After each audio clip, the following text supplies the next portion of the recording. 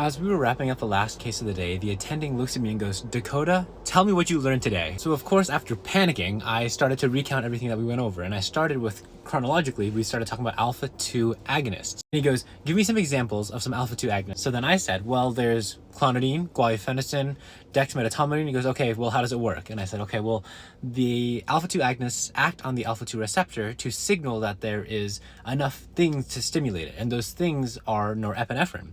So then it reads that and stops releasing norepinephrine, which subsequently decreases heart rate and blood pressure." And he goes, "Okay, good, next." And I started talking about the monitors, and there are two big monitors that anesthesiologists look at, and it's the heart and the lungs, or the cardiovascular and the respiratory systems. We spent most of today talking about the respiratory system, so I looked at it and I said, well, we have this ventilator. Everything is pretty much measured by end-tidal CO2, which we want to keep between 35 and 45. And we manage that by controlling the pressure and the volume of the air. Now, minute ventilation is calculated by multiplying their respiratory rate by their tidal volume. And for tidal volume, you want to make sure that the tidal volume does not exceed 6 to 8 milliliters for every kilogram of the patient. So if somebody weighs 50 kilograms and they have, let's try to max out their tidal volume, then it would be 50 times 8, which is like 400. Is that right? Something like that, yeah. And then for pressure, we want to use pressure to keep the lungs open, but we don't want the pressure to be so high that we cause damage to the lungs. So the pressure is calculated by summing